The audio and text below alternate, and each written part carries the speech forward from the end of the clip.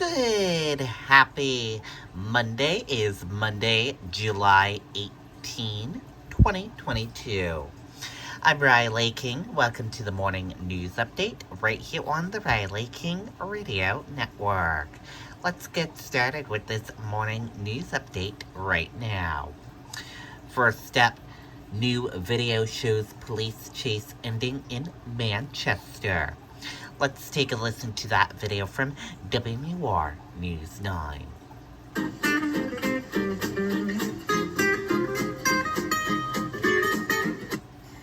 Tonight, we're getting a look at how a high-speed police chase ended in Manchester.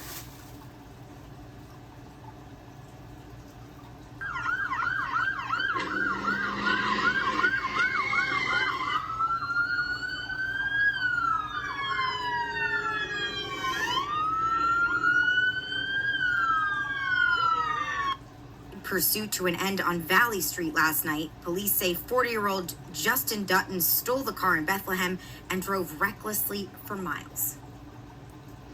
Okay, and there you go on that video and that report. Nuclear watchdog Prophet plans to ease false alarm confusion. Let's take a listen to that video from WMUR News 9.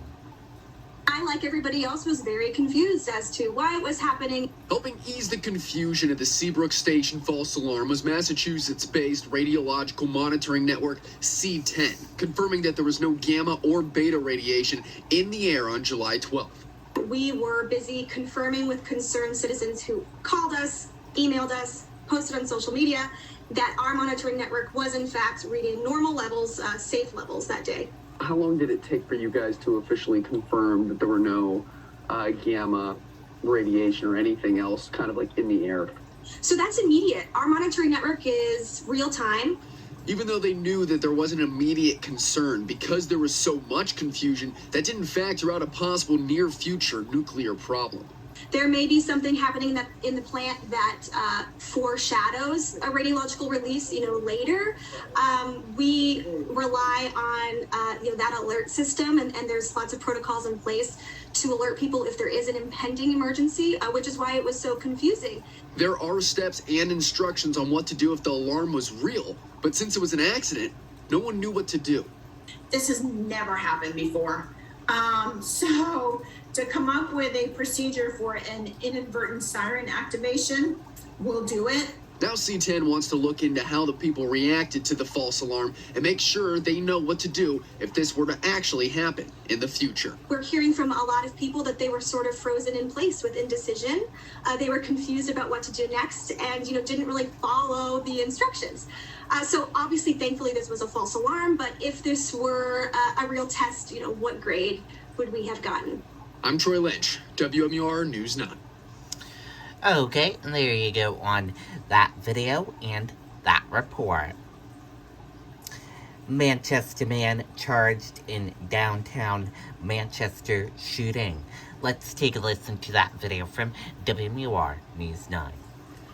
Tonight, a man is facing charges in connection to a shooting in downtown Manchester that happened last night. Manchester police say 28-year-old Jean Carlos Medina Correa shot a 25-year-old man in the area of Elm and Bridge Streets from his car. The victim is still in the hospital with serious injuries. Medina Correa is charged with a first-degree assault with a deadly weapon and reckless conduct with a deadly weapon. He's set to be arraigned tomorrow. Okay, and there you go on that video and that report. Severe thunderstorms cause hail, extensive damage in Hooksett. Let's take a listen to that video from WMUR News 9.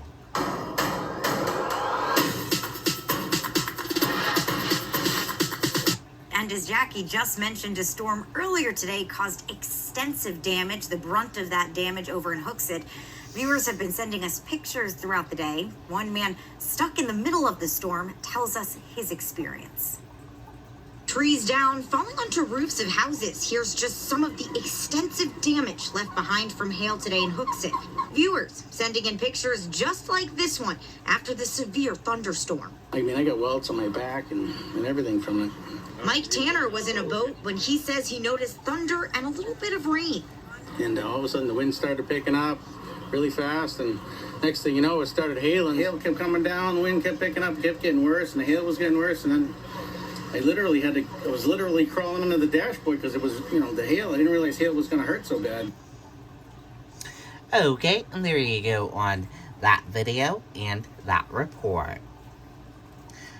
Drought inflation impacting local farmers. Let's take a listen to that video from WMUR News 9.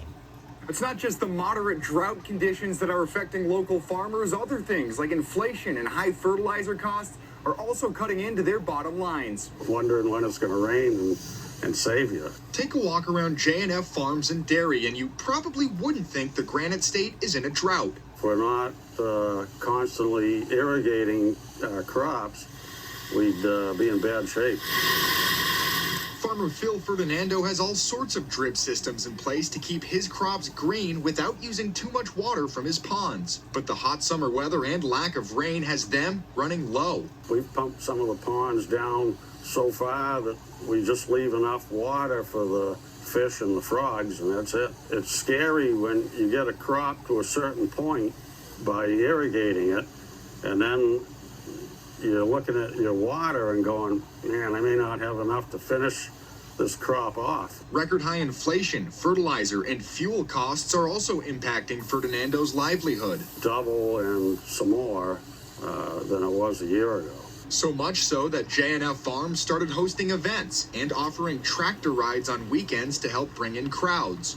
At their farm stand, we've had to raise prices. It's the only thing we can do. Ferdinando says people have been paying the higher prices, so the farm is okay for now. But a good rinse from Mother Nature would help the outlook heading into harvest. A day's rain or a overnight rain can water the whole farm, and I can only do, a few acres at a time. In Dairy, Scott Cook, WMUR News 9. Okay, and there you go on that video and that report. NASCAR fans enjoy New Hampshire Motor Speedway on race day. Let's take a listen to that video from WMUR News 9.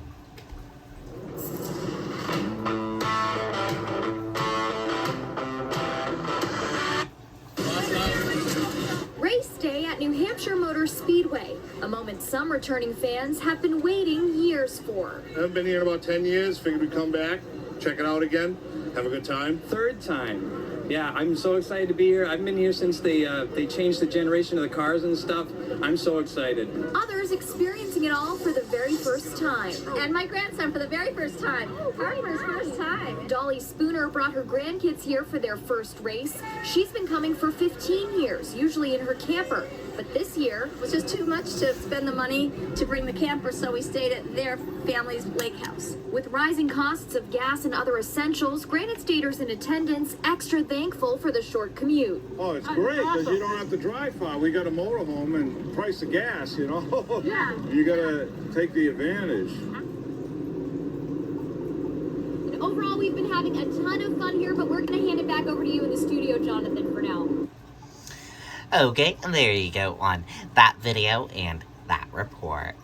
That does it for this morning news update right here on the Riley King Radio Network. Thank you for tuning in to this morning news update. Have a great day, everyone, and goodbye.